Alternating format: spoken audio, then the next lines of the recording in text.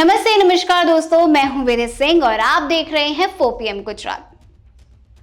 क्या आपने कभी सुना है कि 80 करोड़ रुपए खर्च करके एक दीवार बनाई गई हो? जी हां, अहमदाबाद के बोपल गुमा के लाखों लोगों के साथ यही क्रूर मजाक हुआ है। एक ऐसा पुल जो 2017 में कागजों पर उतरा, 2019 में जमीन पर आया, लेकिन 2024 तक इंजीनियरिंग का अजूबा बना रहा क्योंकि इसके उतरते ही सामने मौत की दीवार खड़ी थी। आज हम औड़ा के उन सफेद पोश बाबुओं और नेताओं का चेहरा बेनकाब करेंगे जिन्होंने आपकी गाढ़ी कमाई की करोड़ों रुपए एक ऐसे डिजाइन पर फूंक दिए जिसमें सड़क ही नहीं थी। यह सिर्फ एक ब्रिज की कहानी नहीं, यह सिस्टम के अंधेपन, भ्रष्टाचार की बू और जनता के साथ की गई गद्दारी की कहानी है। चलिए इतिहास के पन्नों को पलटते हैं। 2017 में औड़ा और रेलवे के महारथी इंजीनियरों ने बैठक की, वहीं एक डिजाइन तैयार किया गया।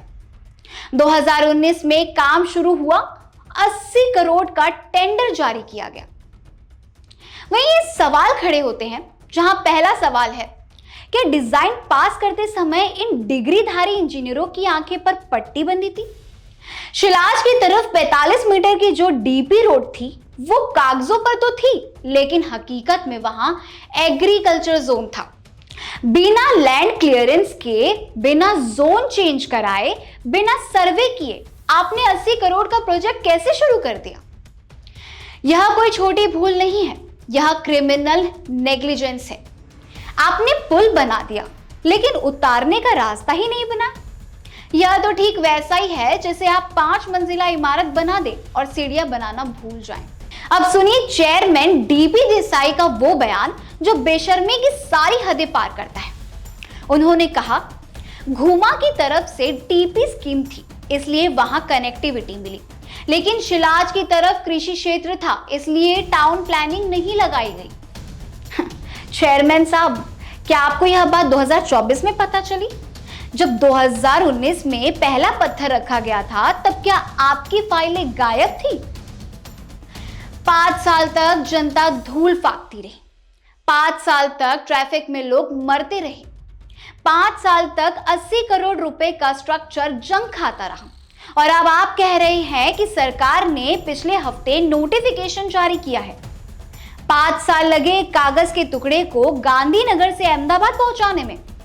यह स्पीड ऑफ गवर्नेंस है या फिर स्पीड ऑफ करप्शन? सबसे पहले तो आप गणित समझिए।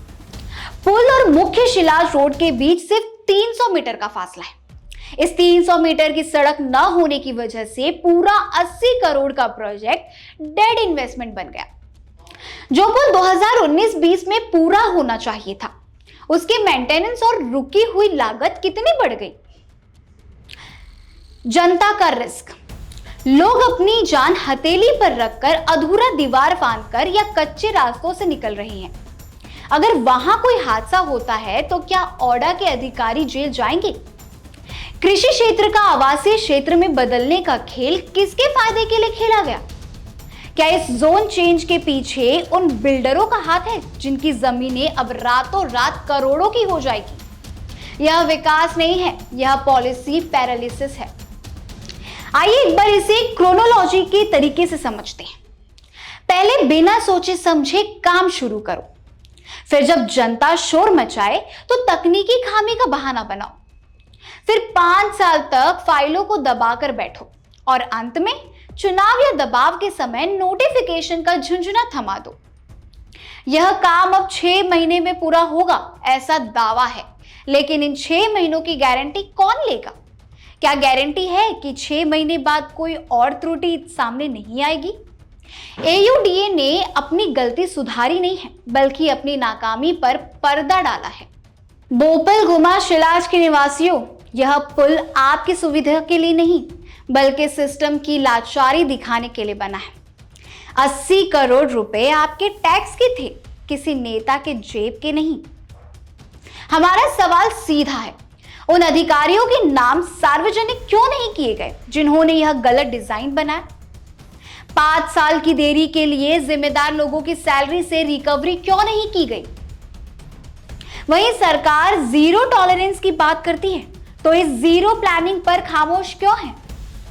आप ये वीडियो उन सोए हुए बाबुओं तक जरूर पहुंचाना जो एयर कंडीशन कमरों में बैठकर जनता की किस्मत से खेलते हैं। इस वीडियो को शेयर कीजिए, सरकार को टैग कीजिए और पूछिए, हमारा पैसा, आपकी गलती, सजा हमें क्यों?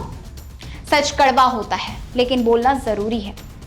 अगली बार जब आप इस पुल के पास से गुजरे तो याद रखिएगा कि यह कंक्रीट का ढांचा नहीं, सिस्टम की हार का प्रतीक है। ऐसे ही तमाम बड़ी खबरों के लिए देखते रहिए 4PM गुजरात।